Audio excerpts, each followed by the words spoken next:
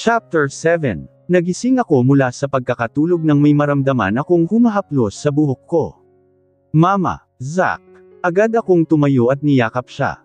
Kamusta na pakiramdam mo anak? May masakit ba sa'yo? Tatawag ako ng doktor, sandali. Ma, galing na po sila dito. Pigil nito sakin. Kanina pa po ako gising, hindi lang po kita ginaisang. Anak, sorry ah. Sorry kung napabayan kita. Kung sisisihin mo po sarili mo, wag mo akong italk. Magpagaling ka agad ah. Kapag okay ka na, pupunta tayo sa McDo, mag-iipon si mama para sa'yo. Nasa ganon kaming posisyon ng bumukas, ang pinto at iniluwal nun si Ken kasunod si Earl. Anong ginagawa mo dito? Salubong ang kilay na tanong ko kay Earl. Di ba sabi ko lubayan mo na kami? I'm not here for you, I'm here for our son. Malamig na sabi nito kaya napatawa ako ng pagak. Anak ko lang Earl, ang kapal ng mukha mo grabe. Enough. Awat samin ni Ken. May bata. Mama ko, tabihan mo po ako. Singit ni Zack kaya agad akong umupo sa tabi niya. Kumain ka na ba baby? Tanong ko. I brought food for him. Si Earl sumagot kaya sinaman ko siya ng tingin. Kainin mo mag-isa mo, baka lasunin mo pa ang anak ko. Our son Emma. Anak ko lang. Tigil na nga po. Tinakpan ni Zack ang bibig ko. Ako po nagpabili niyan sa kanya. Nilapit nito ang bibig niya sa tenga ko. May plano po ako sa kanya, easy lang mama. Zack, sinaman ko siya ng tingin pero humadjakik lang siya. Galing po ba yan ng Pangasinan? Seryosong tanong ni Zack kay Earl kaya napakunot noo ako. Kapag hindi po hindi ko yan kakainin. I bought this to Pangasinan. Mabilis na sabi ni Earl. There's a logo above the Tupperware. Ano bang nangyayari? Napatingin ako kay Ken pero ngumisi lang ito at nagkibit balikat. Okay po. Kinuha nito ang Tupperware kay Earl. Thank you. Ano ba yan anak? Tak ang tanong ko. Pansit po at tokwa. Sagot nito. Pinabili ko sa kanya sa Pangasinan. Pangasinan. Ang alam ko ay may tindang ganyan dito. Ano na naman ang nasa isip ng batang ito? Kain na lang tayo mama. Binuksan nito, ang Tupperware at sumandok ng pansit tsaka tinapat sa bibig ko. Ngumanga na lang ako at kinain yun. 2 araw pang nagstay si Zack sa hospital bago kami makauwi. Anong ginagawa mo dito? Kunot noong tanong ko kay Earl nang makababa kami ng sasakyan ni Ken. Ano yan? Bakit may malita at bag? I will live here with you and our son. Blankong sagot nito. Sinong may sabi? Galit ko siyang dinuro. Ako po, sagot ni Zack. Mama, kalma nga lang po kasi. Zack naman, bakit mo dito pinatitira yan? Feeling ko may iyak na ako. Pinagtutulungan yata ako nung 3. Magtiwala ka sa bata, sabi ni Ken at hinawakan ako sa balikat. Pabayaan mo muna siya. Napahilot na lang ako sa sentido ko. Bahala nga kayo dyan. Diretso akong pumasok sa loob ng bahay, padabog na nilapag, ang gamit namin Zack tsaka dumiretso sa kusina. Aba nagdadabog ka na po ngayon. Nilingan ko si Zack at sinaman ng tingin. Nakapawimang lang ito sakin. Kailan ka pa po natutong pagdabugan ako ha? Wag mo kong asarin Zack, masasapok talaga kita. Nagpamiwang din ako sa kanya. Ganyan po ba ang pagpapalaki ko sa'yo? Sinasagot mo na po ako. Inambehan ko siya ng batok pero, mabilis nitong sinapo ang sugat niya. Ouch mama, masakit po sugat ko huhuho. Kahit pa umaarte lang siya ay nilapitan ko pa din siya. Masakit ba? Joke lang mama ko. Naglalambing itong yamakap sa leeg ko. Mama ko, sorry po kung sinama ko dito si papa ko. Anak, sabihin mo nga kay mama ang binabalak mo. Secret ko muna po yun mama. Hinalikan ako nito sa pisngi. Mama, luto ka na, gutom na ako. Wala tayong stock ng pagkain, sandali at bibili ako. Sama ako. Magkahawak kaming lumabas ng bahay, nadatnan naming seryosong nag-uusap si Ken at Earl. Saan kayo pupunta? Tanong ni Ken. Bibili lang. Tugon ko at nilagpasan sila. Nagtungo kami sa tindahan ni Aling Bebang na maraming tambay na chismosa at lasingjero. Pabili po, malakas na sigaw ni Zack, pabili, pabili. Ano ba yun? Galit na tanong ni Aling Bebang. Lintik ka pogi, kung makasigaw ka, parang bibilhin mo yung tindahan ko. Tinawanan lang siya ni Zack. Ano ba bibilhin nyo pati? Tanong nito. 3 itlog po tsaka 1 sardinas. Tugon ko at naglapag ng bayad. Pati, balita ko na hospital ang anak mo. Sabi ni Aling Karen. Sino yung gwapong kasama nyo? Kamukha ni Zack, yun ba yung tatay?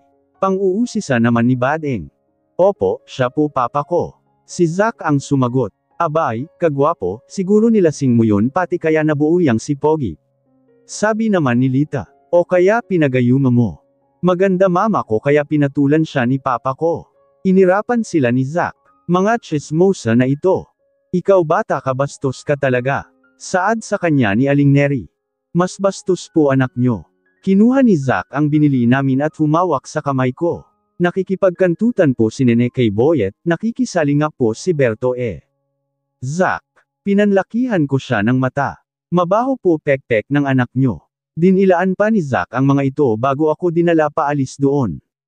Zack, ikaw bata ka. Mahina ko siyang kinurot sa braso. Dapat hindi mo na pinatulan. Inaaway kanila po Nakangusong sabi nito. Ayoko po nang inaaway kanila. Kahit na, wag mo nang uulitin yun Mapapalo na talaga kita. Sige mama ko, susubukan ko po. Ang tagal nyo. Reklamo ni Ken nang makapasok kami. Napatingin ako kay Earl, nakatingin din ito sakin. Inirapan ko lang siya. Magluluto lang ako. Sabi ko, Zack, wag kang galaw ng galaw baka bamuka sugat mo. Yes ma dear. Dumiretso ako sa kusina at nagsimulang magluto. Ang ulam namin ay tortang sardinas, ewan ko lang kung kakainin ito ni Earl. Wag na siyang maarte, kapariraman ng mukha niya. Kakain na, sigaw ko nang makapaghain. Wow, sarap ulam natin. Umupo agad si Zack. Kain na tayo. Agad naman silang nagsiupo, nakita ko pang, kunot-noo si Earl habang nakatingin sa pagkaing nakahain. Ayaw mo. Bumili ka ng sarili mong pagkain. Sabi ko dito. Did I say something? Supladong umirap ito. Where's the spoon and fork? Magkamay ka, walang ganun-ganun dito. Supladang sabi ko. Maghugas ka sa lababo. Tumayo naman ito at agad nagtungo sa lababo. Where's the faucet? Kunot noong tanong nito. Where's the water? Ayan po, yung baldeng may tabo. Si Zack ang sumagot at nilapitan ng ama. Lagyan mo po tubig yung tabo, tapos koko mo yung kamay mo para mahugasan. Sinunod naman nito ang sinabi ni Za. Nang matapos sila ay nagsimula na kaming kumain. It's hot. Daing nito sabay hipan sa kamay niya. Ouch! Bagong luto po yan, malamang mainit yan. Nakangiwing sabi ni Zack. Hirap talagang mag-alaga ng matanda. Natawa na lang ako sa sinabi ni Zack samantalang si Earl ay umusli ang nguso. You're straightforward, sabi ni Earl kay Zack. Mana-mana lang yan kuya. Nakangising sabi ni Ken. Ganyan ka din diba?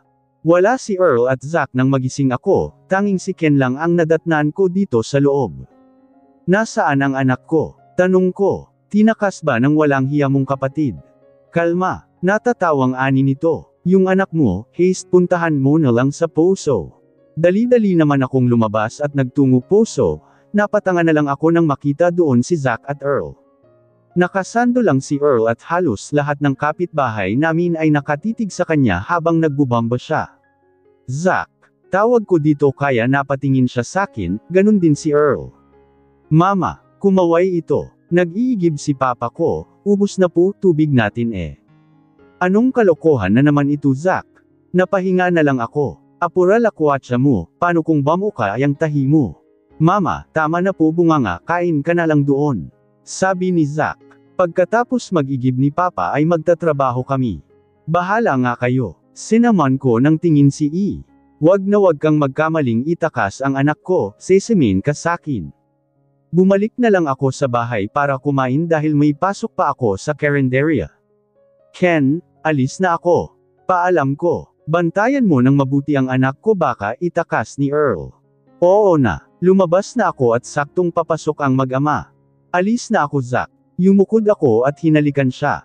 Kahit yutuan ka ng ama mo wag kang sasama Opo mama, ingat po. Ginulo ko ang buhok niya bago lingunin si Earl. Sinasabi ko sayo. Whatever. Inirapan ko muna siya bago tuluyang umalis, naglakad na lang ako, total 10 minutong lakaran lang naman ang carinderia nila Aling Becky. Bilasan mo Emma, madami tayong customer. Bungad agad sakin ng anak ni Aling Becky na si Merly. Agad ko namang sinuot ang apron at nilapitan ang dalawang customer. Ano po ang sa inyo? Magalang kong tanong. Paksiw na bangus at sisigtig dalawang order, rice din. Sabi nung babae at umirap. Bilis na. Agad naman akong nagtungo sa kusina at hinanda ang pagkain nila. Ito na po. Nilapag ko yung order nila sa lamesa. Tawag lang po kayo kapag may order kayo. Masyado akong naging abala dahil marami kaming customer, natatapatan ko, ang mga masusungit kaya minsan napapahiya ako pero okay lang, sanay na ako. Pa-order dito. Sigaw ng isang bata kaya agad akong lumapit doon. Anong ginagawa nyo dito? Kunot noong tanong ko. Bakit ang dangis nyo? Nangalakal kami po. Sagot ni Zack. Tapos, nag-barker, si Papa po ay nag-extra din magbilad ng palay kaya marami kaming kita. Alam mong hindi pa gaanong naghihilom ang sugat ni Zack, pinapunta mo agad sa madumi, saad ko kay Earl. He just watching me? Nadumihan lang siya, dahil pagkakabuhat ko. Some andal ito sa upuan. Can you give us food now? I'm hungry.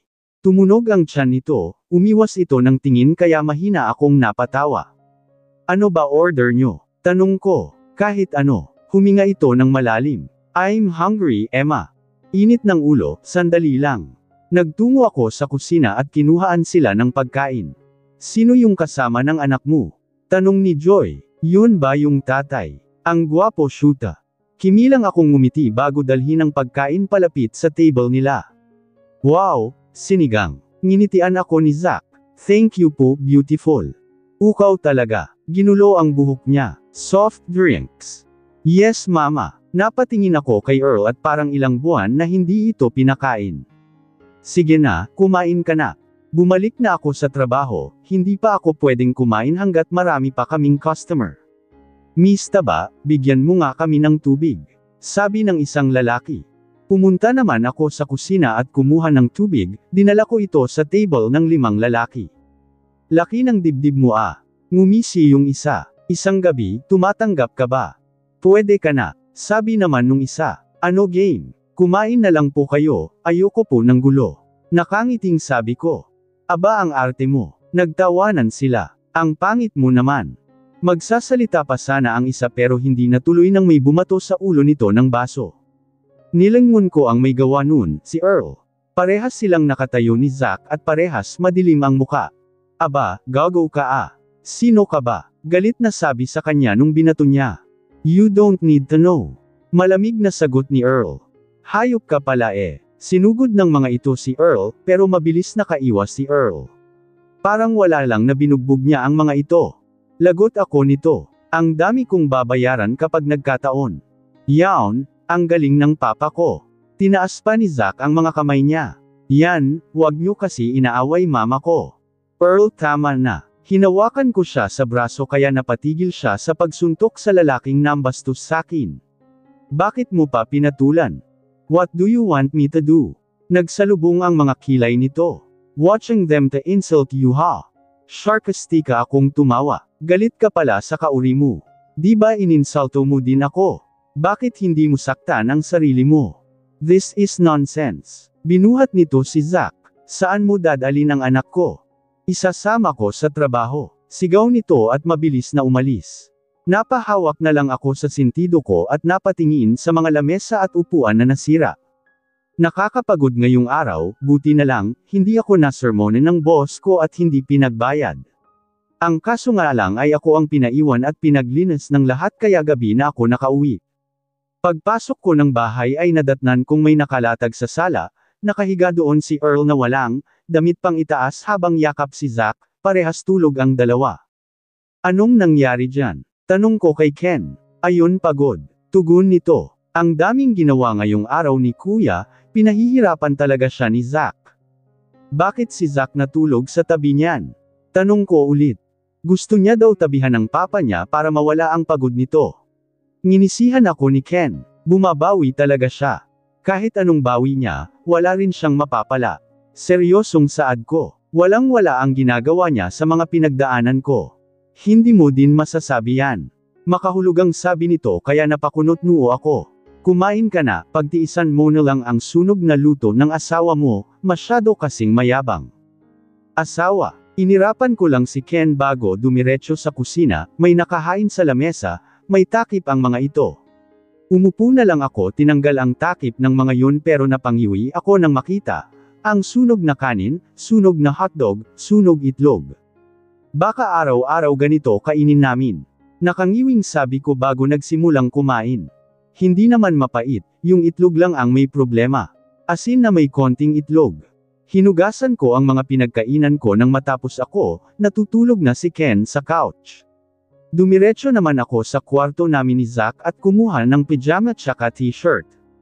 Dumiretso ako sa CR namin na tanging kurtina lang, ang tabing para hindi makita ang nasa loob. Knock, knock. Napatalon ako sa gulat nang may biglang magsalita mula sa labas. Are you done? Wait, mabilis kong tinapos ang paglilinis at pagbibihis bago lumabas. Bumungad sakin si Earl na halatang antok na antok, nakangiwi din ito na parang may dinadaing. Are you done? Tanong nito. Tumango lang ako bago siya lampasan. Nilapitan ko si Zack at akmang babuhatan pero umingit ito. Nak, doon na tayo sa kwarto. Malambing kong bulong dito. Zack. Papaingit nito at damilat. Mama, saan papa? Nasa CR. Hinaplos ko ang buhok niya. Tara na sa kwarto baby. Umiling ito bago muling pumikit. Papa, okay, mukhang matutulog ako mag-isa sa kwarto. Nako, ang traidor ng anak ko. Pinatay ko ang electric fan nila at dinala sa kwarto, papalitan ko, dahil mas malaki ang electric fan dito sa kwarto. Lumabas ako dala yung malaking electric fan, sinaksak ko yun at tinapat kay Zack. This back. Napatingin ako sa likuran ko nang may magsalita. Nakapikit na naglalakad si Earl habang ini-stretch ang katawan, dirdiretsong humiga ito sa tabi ni Zack. Mukhang hindi niya ako napansin. Damilat ito at hinaplos ang likod ni Zack, tinitingnan siguro kung may pawis. Sleep well my son, sabi nito kay Zack sabay halik sa noo nito. Pumikit na ulit ito at niyakap ang anak. Nagtungo ako sa kwarto namin ni Zack, hindi para matulog kundi para kuhanin ang pamahid ko. Pumwesto ako sa likod ni Earl at naglagay ng pamahid sa kamay ko, tsaka iyon pinahid sa likod niya. Napasinghap ako dahil sa init ng katawan niya, para rin akong kinuryent nang mahawakan ang malapad at matigas nitong likod. What are you doing? Nagulat ako nang biglang magsalita ito. Huwag kang magulo. Pinaseryoso ko ang boses ko para hindi niya mahalatang nagulat ako. Unti-unti kong hinilat ang likod niya, hindi naman siya nagreklamo kaya panatag akong hindi siya nasasaktan. Are you mad at me? Maya-maya ay tanong nito. Stupid question, of course you are. I hurt you emotionally and physically. Earl, bakit ka ba talaga nandito? Kung may plano ka man, sana wag mo nang idamay si Zack. Huminga ako ng malalim. Earl, pwede bang umalis ka na lang at pabayaan kami? Masaya na kami ni Zack. I promise to Zack, I won't leave you again Emma. Seryosong sabi nito. I know there's no forgiveness for what I did to you. Can you give me another chance to prove myself? I want you back, I want my floppy back. Mabilis kong pinunasan ang luhang mabilis na nalaglag galing sa mga mata ko. Earl, sa totoo lang hindi ko alam kung kaya kitang patawarin. Masakit ang ginawa mo sakin, binaril mo ako. Pinigil ko ang mga luha ko pero patuloy lang ito sa pagdaloy. Kung alam mo lang kung gaano kalala, ang trauma na binigay mo sakin, lalong naging mababa. Ang tingin ko sa sarili ko at pakiramdam ko ay wala akong dapat pagkatiwalaan. Okay lang na bumawi ka sa anak mo pero hindi ko alam kung kaya kitang patawarin. I will wait Floppy. Huwag ka nang maghintay dahil wala nang mangyayar. No, let me wait Floppy. Tinapos ko ang paghihilot sa kanya. Mabilis akong nagtungo sa kwarto ko at nahiga. Totoo ba o parte lang din ito ng plano mo?